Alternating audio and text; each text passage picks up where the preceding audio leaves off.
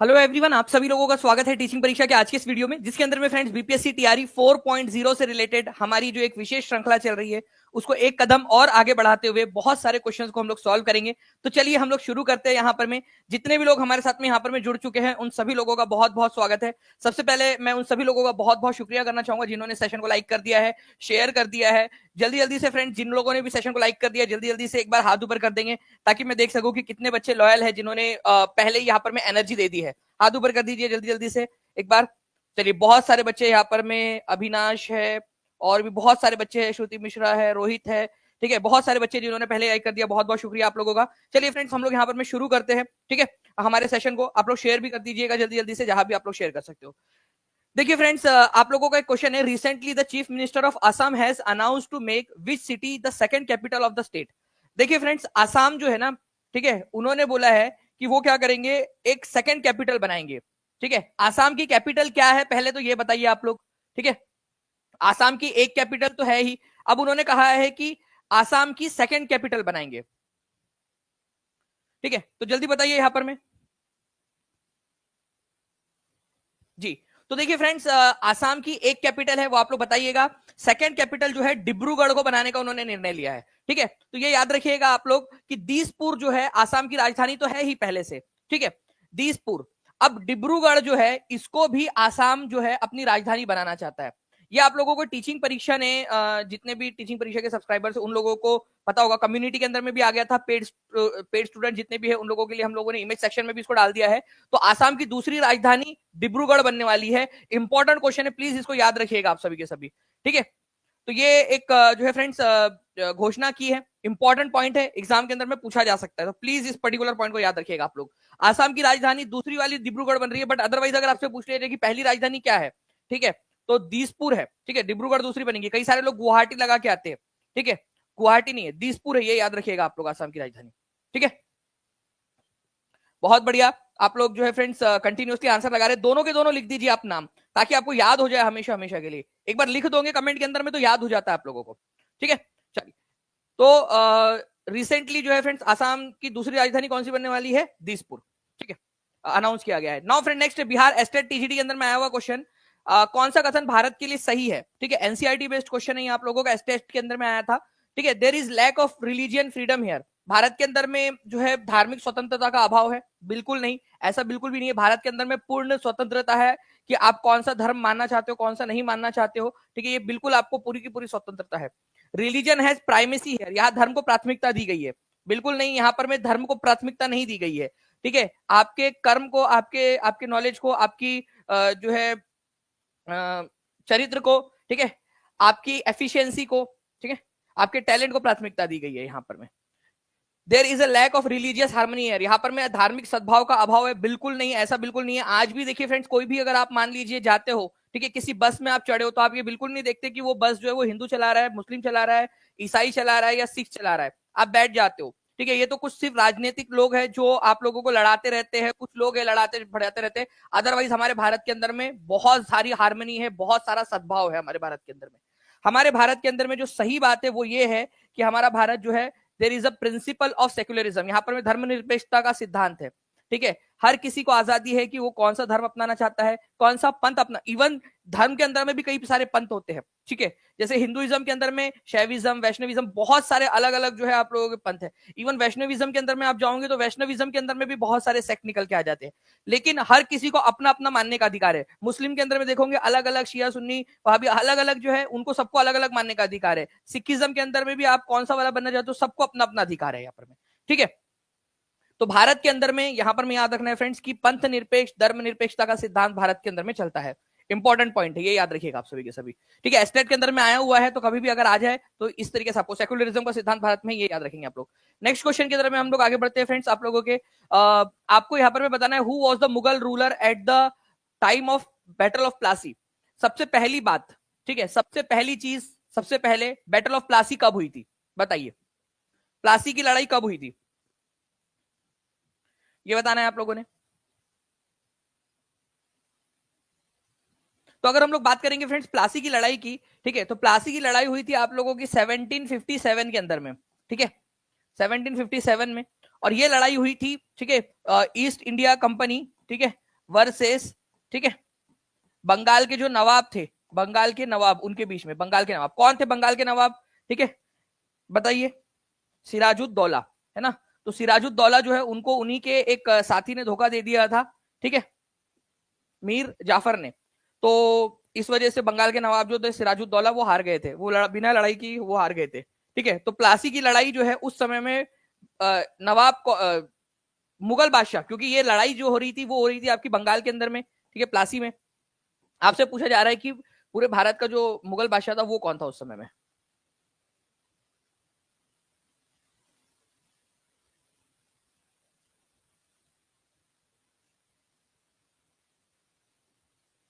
जी। तो देखिए फ्रेंड्स, अगर हम लोग बात करेंगे यहाँ पर मैं इस पर्टिकुलर क्वेश्चन की, तो इसका आंसर जो है वो हो जाएगा आप लोगों का आलमगीर सेकंड, ठीक है, आलमगीर द्वितीय, ठीक है, ये याद रखना है आप लोगों ने।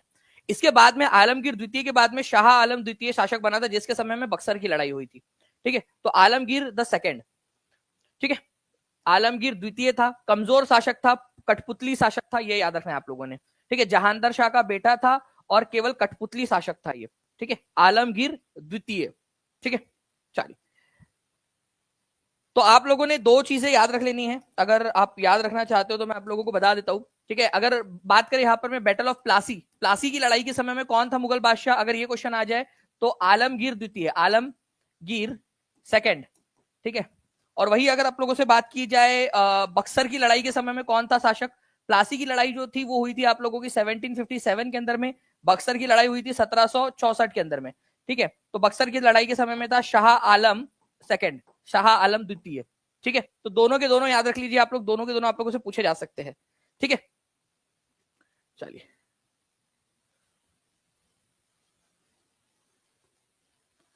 चलिए बहुत बढ़िया फ्रेंड्स, आप लोगों के यहाँ पर में आंसर्स आने स्टार्ट हो गए आप लोगों के।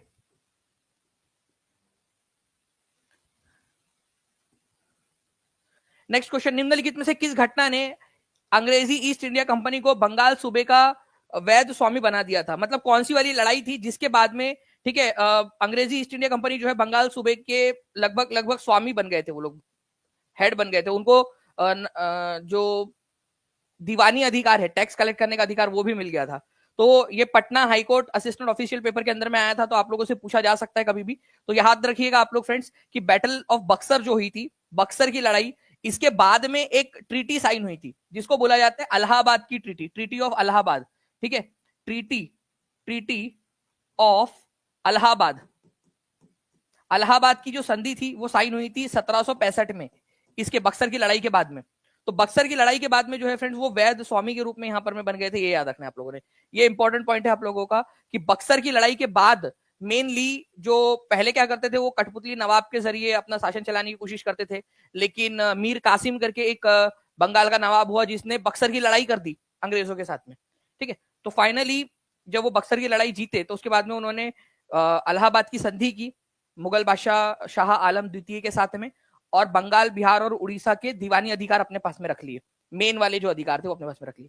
तो यहां पर मैं याद रखना है आप लोगों ने, बैटल ऑफ बक्सर के बाद में अलाहाबाद की संधि हुई थी। अलाहाबाद की संधि कौन सी लड़ाई के बाद में हुई, ये भी क्वेश्चन पूछा जा सकता है, ठीक है। अच्छा, मैंने अभी आपको बताया कि बक्सर की लड़ाई के समय में, ठीक है, मुगल बादशाह कौन था और प्लासी के समय में कौन था, ये भी बता दीजिए आप लोग, ठीक है। दोनों के दोनों क्वेश्चन बता देंगे, और एक बार जल्दी से सेशन को लाइक भी कर देंगे फ्रेंड्स सभी लोग, ठीक है। 8 मिनट के अंदर में यहाँ पर में 1900 के करीब बच्चे जुड़ चुके हैं हमारे साथ में, और जैसे कि मैं यहाँ पर मैं स्टैटिस्टिक्स के अंदर में देख पा रहा हूँ, ठीक है, 1085 लोगों ने सेशन को लाइक भी कर दिया। तो जल्दी जल्दी से सेशन को लाइक करते रहेंगे आप सभी, और जिन्होंने भी टीचिंग परीक्षा चैनल को सब्सक्राइब नहीं किया, चैनल को सब्सक्राइब जरूर कर देंगे आप सभी। तो देखिए फ्रेंड्स, यहाँ पर मैं आप बक्सर और प्लासी दोनों का लिखते जाइए, देखिए जो जो क्वेश्चन पूछे जा सकते हैं वो सारे आप लोगों को बताता जा रहा हूं मैं आप लोगों को साथ साथ में, ठीक है। चलिए, now friends, what percentage of electricity is contributed bye hydro electric power project in India? NCERT based question है, टीचिंग परीक्षा ने आप लोगों को सारी की सारी एनसीईआरटी हिंदी इंग्लिश दोनों के अंदर में, एससीईआरटी दोनों के दोनों आप लोगों को प्रोवाइड करवा दिए टीचिंग परीक्षा के एप्लीकेशन के अंदर में, ठीक है। तो हाइड्रो इलेक्ट्रिक जो पावर प्रोजेक्ट है उसके जरिए कितनी इलेक्ट्रिसिटी जो है वो जनरेट होती है, ये आप लोगों को बताना है।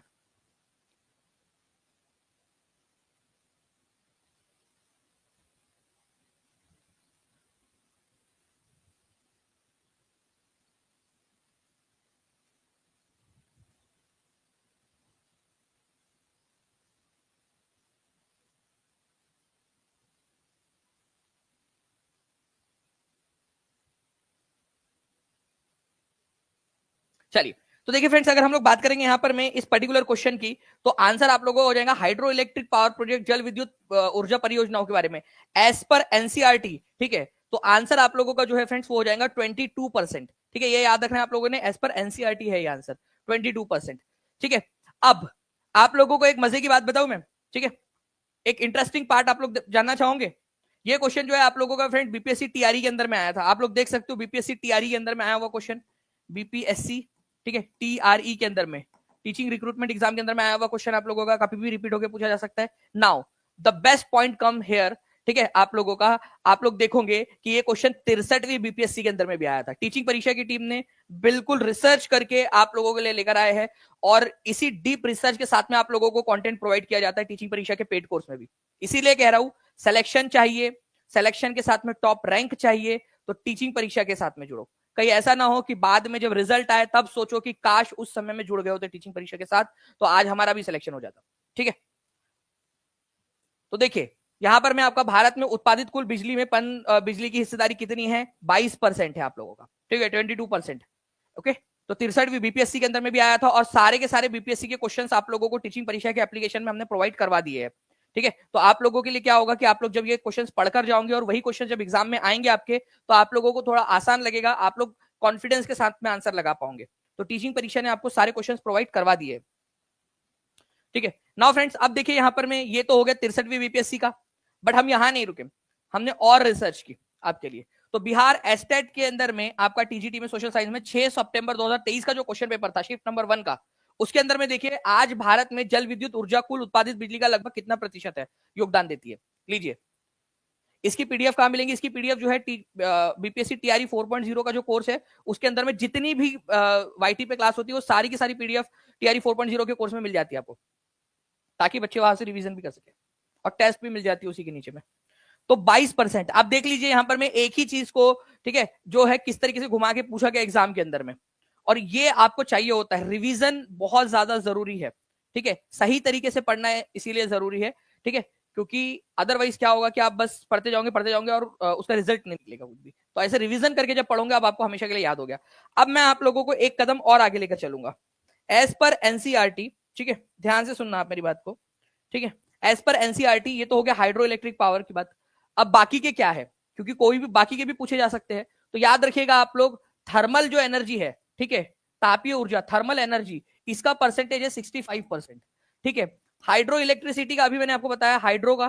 ठीक है, हाइड्रो इलेक्ट्रिसिटी मतलब जो जल विद्युत है आप लोगों का, इसका 22% हम लोगों ने देखी है, 22%। ठीक है, आप लोगों का न्यूक्लियर एनर्जी, न्यूक्लियर, ठीक है, न्यूक्लियर एनर्जी मतलब आपका नाभिकीय जो ऊर्जा है या परमाणु ऊर्जा जो है आप लोगों की, उसका जो प्रतिशत है भारत के कुल ऊर्जा उत्पादन के अंदर में 3% है। ठीक है, और जो अल्टरनेट होते हैं, ठीक है, अलग अलग अल्टरनेट बोला जाता है उसको, अल्टरनेट एनर्जी सोर्सेस, अल्टरनेट, जिसमें बायोफ्यूल आ जाता है आप लोगों का, बायोफ्यूल आ जाता है, ठीक है, बायोगैस आ जाता है, इस तरीके के अलग अलग विभिन्न जो आ जाते हैं वो है आप लोगों का 10%। ठीक है, तो ये एनसीईआरटी के अंदर में दिया हुआ डेटा है आप लोगों का, जो आपको बता दिया मैंने। थर्मल का कितना है, सबसे ज्यादा थर्मल का है 65%। ठीक है, ये याद रखना है आप लोगों ने। उसमें भी सबसे ज्यादा हमारे भारत के अंदर में कोल का इस्तेमाल होता है। ठीक है, कोल का 75% से ज्यादा थर्मल एनर्जी के अंदर में हम लोग कोल का इस्तेमाल कर रहे हो, जो पानी को गर्म करने के लिए, जिससे कि वो पानी को टरबाइन के ऊपर में डाला जा सके, टरबाइन घुमाने के लिए, पानी गर्म करने के लिए कोयले का इस्तेमाल करते हैं हम लोग थर्मल के अंदर में। तो कोयला बेस्ड थर्मल पावर जनरेशन है हमारे भारत के अंदर में। ठीक है, तो ये एक इंपॉर्टेंट पॉइंट था आप लोगों का जो मैंने बता दिया आप लोगों को, प्लीज इसको याद रखिएगा आप लोग। अगर आप चाहते हो कि इस तरीके के क्वेश्चंस और भी बना दे तो मिल जाएंगे आपको। बाकी जो है फ्रेंड्स आप लोगों को ये पूरी की पूरी पीडीएफ भी मिल जाएंगी। ठीक है, एग्जाम के जैसा एक बिल्कुल राखी कुमारी जी, सारे के सारे जितने भी टीचिंग परीक्षा के ऐप के ऊपर में जितने क्वेश्चंस होते हैं वो 5 ऑप्शंस वाले होते हैं। आप लोगों ने, कितने लोगों ने देखा है, कितने लोगों ने फील किया, 5 ऑप्शंस होते हैं। हम लोगों ने मैक्सिमम क्वेश्चंस के अंदर में आप लोगों को, ठीक है, none of the above, more than one of the above, इस तरीके के टेस्ट आपको प्रोवाइड की है, जो इस प्रकार से आप लोगों से जो पूछी जाती है, ठीक है, एग्जाम के अंदर में इस तरीके वाली। ठीक है, यहाँ पर में देख लीजिए, बच्चे हाथ भी ऊपर कर रहे, टीम एक बार दिखा देंगे प्लीज। ओके, देखिए कितने सारे बच्चे हैं जो हाथ ऊपर कर रहे हैं। आप देख सकते हो कि टीचिंग परीक्षा एग्जैक्ट वैसे ही क्वेश्चंस प्रोवाइड करवाता है आपको जिस तरीके के क्वेश्चंस पूछे जाते हैं एग्जाम के अंदर में। नाउ नेक्स्ट क्वेश्चन की तरफ में हम लोग आगे बढ़ते हैं फ्रेंड्स। आप लोगों को बताना है भारत के किस पठार में लौह एवं इस्पात उद्योग का सर्वाधिक संकेंद्रण है।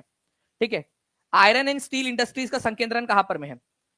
आयरन एंड स्टील इंडस्ट्री, लौह और इस्पात, भारत में कहां पर में सबसे ज्यादा आप लोगों को जो है इस तरीके के उद्योग मिलेंगे भारत में? छोटा नागपुर के पठार में, मेघालय के पठार में, मारवाड़ के पठार में, ठीक है। उपयुक्त में से एक से अधिक है, उपयुक्त में से कोई नहीं। तो देखिए, अगर मैं बात करूं यहां पर मैं आप लोगों से इस पर्टिकुलर क्वेश्चन की, तो लोहे से ही जो है फ्रेंड्स वो आपका इस्पात भी बनता है, स्टील लोहे का ही एक मिश्र धातु है वो, ठीक है। तो छोटा नागपुर पठार के अंदर में आपको लोहे लोहे की बहुत सारी खदानें मिल जाएगी। इसी वजह से छोटा नागपुर पठार जो है वहीं पर आप लोगों को, ठीक है, आयरन एंड स्टील इंडस्ट्रीज का कंसंट्रेशन या संकेंद्रण आप लोगों को मिल जाता है, ठीक है। तो छोटा नागपुर का पठार कहां पर में मिलेगा आप लोगों को? ये हमारा भारत है मान लीजिए, तो ये यहाँ पर में झारखंड, पश्चिम बंगाल, ठीक है, और बिहार के नीचे वाला जो इलाका है वहां पर में छोटा नागपुर का पठार है, ठीक है, इस इलाके के अंदर में। तो इस तरीके से ये क्वेश्चन पूछा गया एग्जाम के अंदर में। देख लीजिए आप लोग, यहाँ पर मैं ओरिजिनल स्क्रीनशॉट आपके लिए लगा दिया है, ठीक है, बीपीएससी टीआरई एग्जाम का। तो टीचिंग परीक्षा आप लोगों को एग्जैक्ट क्वेश्चन के आधार पर पढ़ा रहा है। सेशन को लाइक जरूर करते रहेंगे जितने भी लोग देख रहे हैं, ठीक है।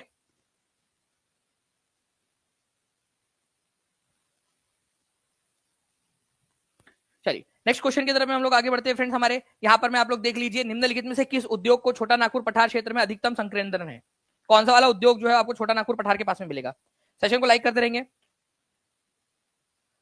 बताइए निम्नलिखित में से किस उद्योग का छोटा नागपुर पठार केंद्र में अधिकतम संकेंद्रण है? ठीक है, ऑटोमोबाइल उद्योग का, चीनी उद्योग का, लौह और इस्पात उद्योग का, उर्वरक उद्योग का, किस उद्योग का है?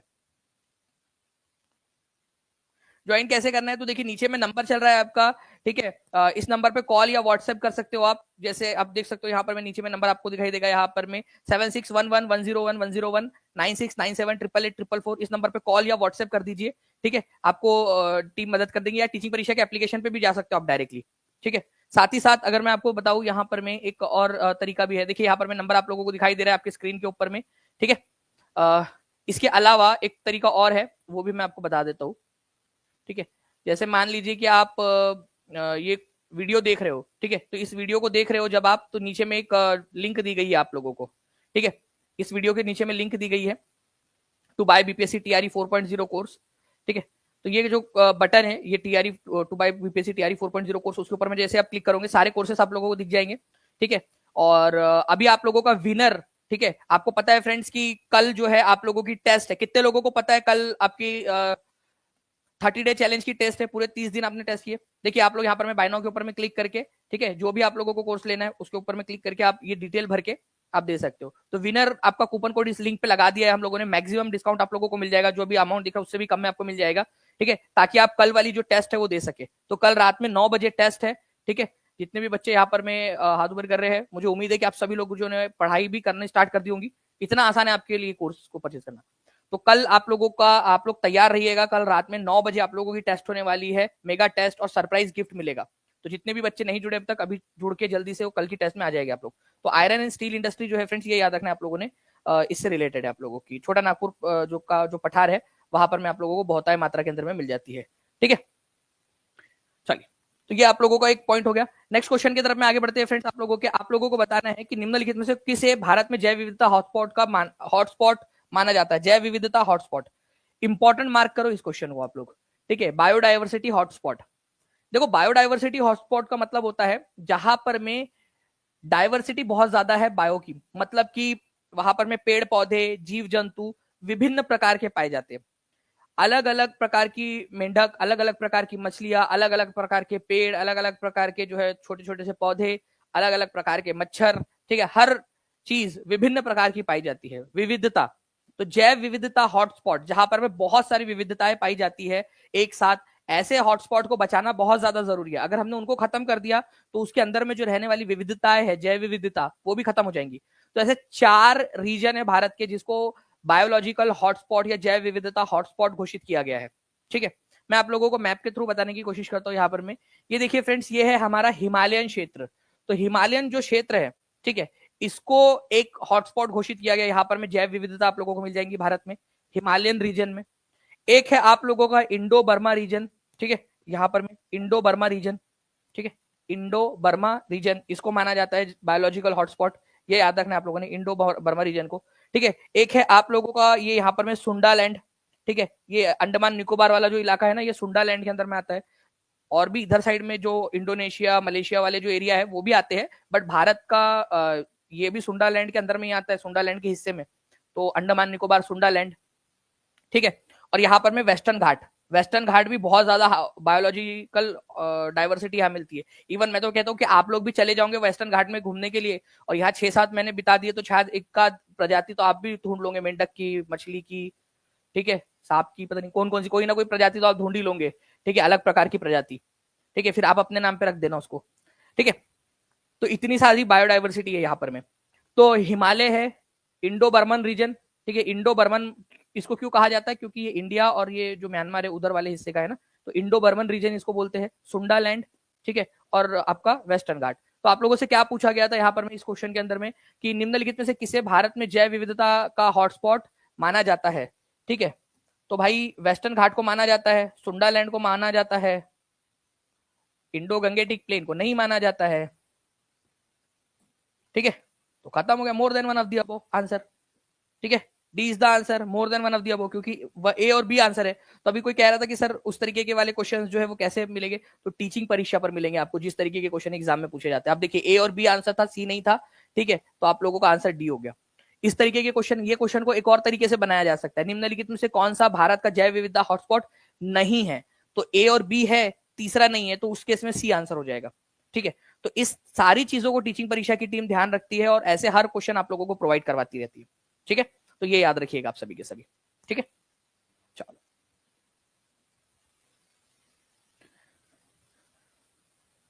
ओके नाउ, तो हिमालयन क्षेत्र है आप लोगों का एक, ठीक है, भारत बर्मा क्षेत्र है आप लोगों का, सुंडा लैंड है आप लोगों का यहाँ पर में, और यहाँ पर में पश्चिमी घाट है। और ये इतना प्यारा सा जो एनिमेशन आप लोगों के लिए ये जो बनाया है, ठीक है, इसका श्रेय जाता है सुश्री आभा शुक्ला जी को, ठीक है। उन्होंने काफी मेहनत करके देखिए आप लोगों के लिए बहुत प्यारा सा बनाया है। ये आप लोगों को पेड क्लास की जो पीपीटी है, पीडीएफ है, उसके अंदर में मिल जाएगा आप लोगों को, ठीक है, पूरा का पूरा। नाउ भारत का प्रथम गवर्नर जनरल कौन था, भारत का प्रथम गवर्नर जनरल कौन था बोल रही हैं, ठीक है, गवर्नर जनरल भारत का प्रथम, ठीक है, बताइए जल्दी से।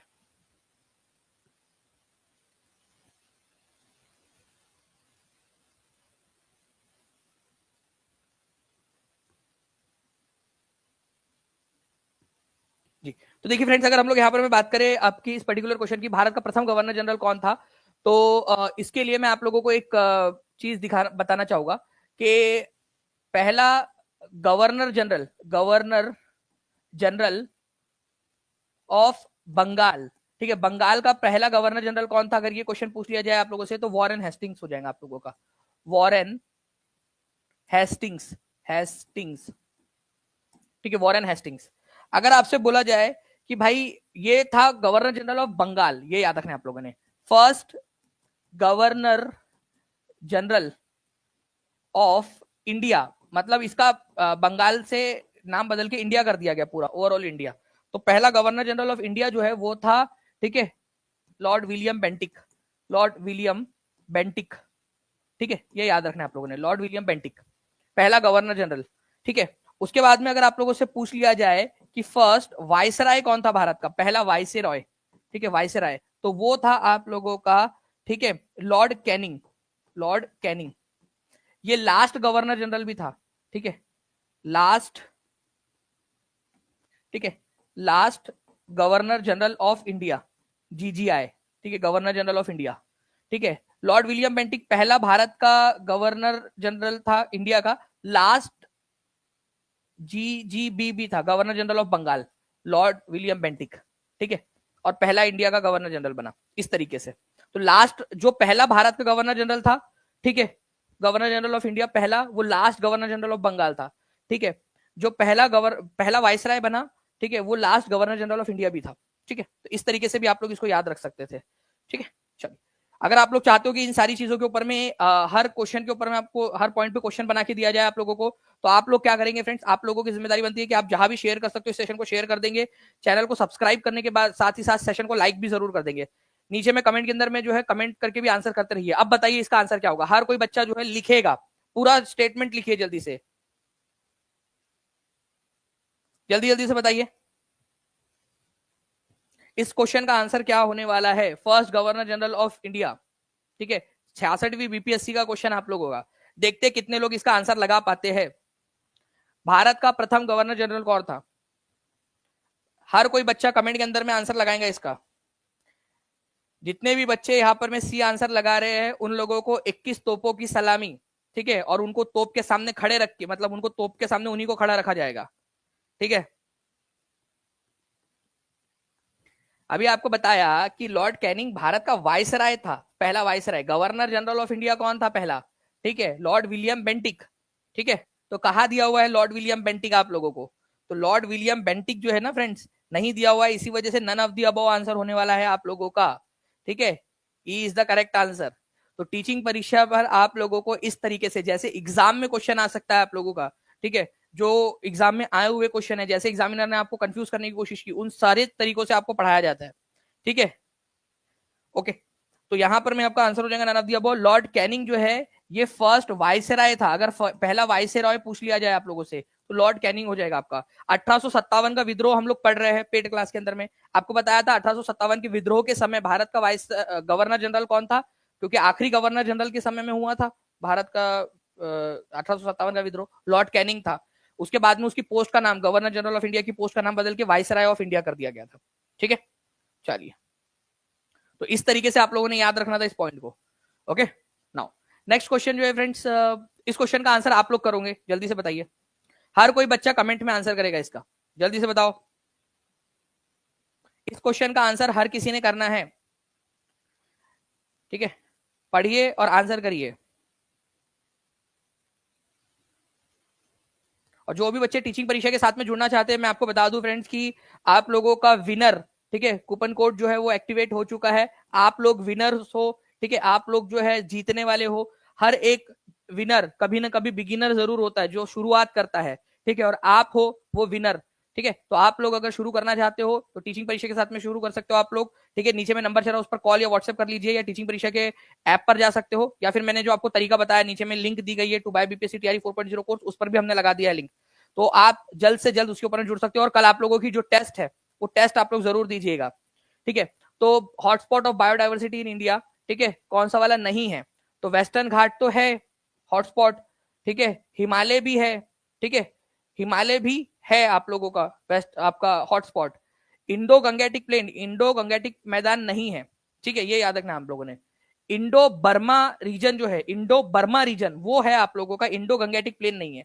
तो सी इज द करेक्ट आंसर, ठीक है। तो आप लोगों को बताया था ना मैंने अभी थोड़ी देर पहले, आप लोग यहाँ पर में देख सकते हो कि एक क्वेश्चन हम लोगों ने इस तरीके से किया था।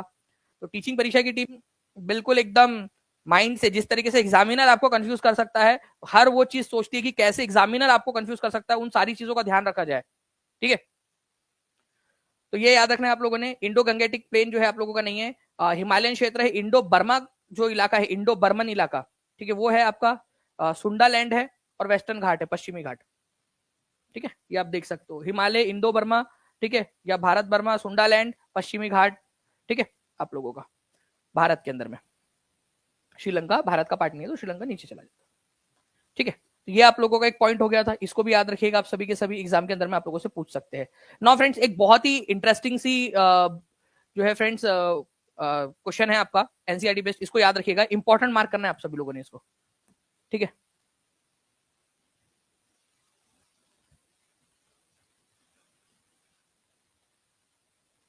होगा तारिक जी, बिल्कुल होगा।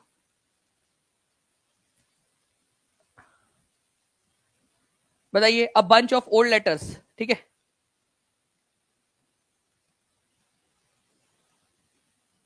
देखिए, a bunch of old letters नाम से जो एक पूरी की पूरी बुक आप लोगों की प्रकाशित हुई है, इसके लेखक कौन है? तो आप लोगों को याद रखना है फ्रेंड, जवाहरलाल नेहरू ने, ठीक है, एक पुस्तक लिखी है a bunch of old letters. जो भी उनके पास में लेटर्स थे, ठीक है, उनको उन्होंने कंपाइल किया है, ठीक है।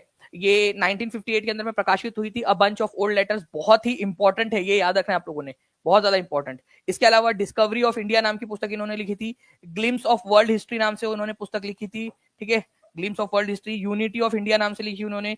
इंडिपेंडेंस एंड आफ्टर, ये उन्होंने आजादी के बाद में लिखी, ठीक है। इंडिया एंड द वर्ल्ड, ये भी बुक उन्होंने लिखी थी, ठीक है। तो ये कुछ इंपॉर्टेंट वाली बुक्स है जो उन्होंने लिखी है। अब बंच ऑफ ओल्ड लेटर्स जो है आप लोगों का एग्जाम के अंदर में ऑलरेडी आ भी चुका है, तो प्लीज इसको याद रखिएगा आप सभी के सभी लोग, a bunch of old letters, ठीक है।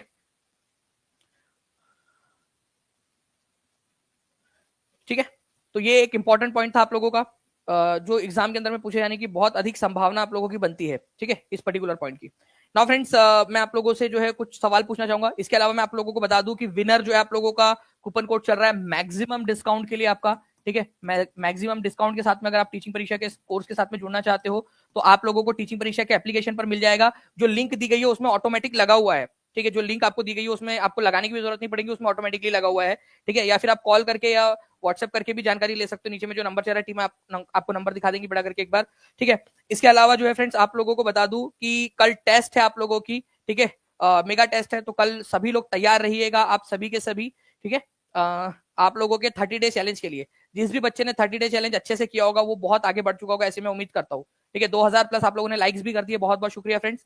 जहां भी शेयर कर सकते हो शेयर कर दीजिएगा। मैं कुछ क्वेश्चंस पूछता हूँ आप लोगों से, ठीक है, जल्दी जल्दी से आप लोग मुझे बता देंगे, आप लोग कमेंट करके, ठीक है। आप लोग मुझे बताइए कि जल विद्युत में भारत जो है वो कितना प्रतिशत जो है जल विद्युत उत्पादित करता है, जल विद्युत कितना प्रतिशत है भारत में। आपको 3 क्वेश्चंस कराया मैंने आज के आज ही इस पर्टिकुलर क्वेश्चन से रिलेटेड, ठीक है। आप लोग मुझे बताएंगे कि बक्सर की लड़ाई कब हुई थी, बक्सर की लड़ाई कब हुई थी, ईयर बताएंगे आप लोग, बैटल ऑफ बक्सर का ईयर। इसके बाद में एक संधि हुई थी, ठीक है, आप लोगों को बताना है ये संधि कौन सी संधि हुई थी, ठीक है, बक्सर की लड़ाई के बाद में। ये भी आप एक बार मेरे को कमेंट करके बता देंगे। अगले 10 मिनट तक जितने भी बच्चे कमेंट के अंदर में आंसर कर रहे होंगे उन लोगों को मैं हार्ट भी दे दूंगा कमेंट के अंदर में। मुझे बताना है, आप लोग बताओगे कि आसाम की second capital second capital second capital कौन सी बनने वाली है, ठीक है। ये भी आप लोग आंसर कर दोगे जल्दी से, क्योंकि ये भी क्वेश्चन आप लोगों को मैंने अभी जो है फ्रेंड्स करवाया हुआ है, आज ही सबसे पहला ही क्वेश्चन हम लोगों ने वो किया था, ठीक है। तो ये भी आंसर आप लोग कर दोगे जल्दी से, ठीक है। ओके, आसाम की सेकंड कैपिटल कौन सी है, ये वाला आपका क्वेश्चन था, ये जो हमने करवाया था आपको, इसका भी आंसर कर देंगे आप सभी के सभी। कमेंट में आंसर करना है आप लोगों ने, जैसे ही मैं सेशन बंद करूंगा वैसे ही आप लोगों के पास में जो है 5 मिनट का समय होगा, आप लोग आंसर करोगे। अगले 10 मिनट तक मैं कमेंट के अंदर में रहूंगा भी, ठीक है। जितने भी बच्चे सही आंसर देंगे उनके कमेंट को हार्ट भी दे देंगे हम, ठीक है। तो जल्दी से आप सभी लोग जाइए कमेंट के अंदर में, ठीक है, इस वीडियो के कमेंट सेक्शन के अंदर में, और इन सारे क्वेश्चंस के आंसर जो मैंने पूछा आपसे इसका आंसर भी जरूर कर दीजिएगा। इसकी पहली राजधानी क्या है असम की, और सेकंड कैपिटल, ठीक है, ये भी आंसर कर देंगे आप लोग। साथ ही साथ आप लोगों का मैक्सिमम डिस्काउंट के लिए जो है कूपन विनर है, ये याद रख लीजिएगा आप सभी, ठीक है। जल विद्युत में कितना प्रतिशत है, बक्सर की लड़ाई कब और कब हुई थी, और उसके बाद में कौन सी संधि हुई थी, ये बताएंगे आप लोग कमेंट के अंदर में।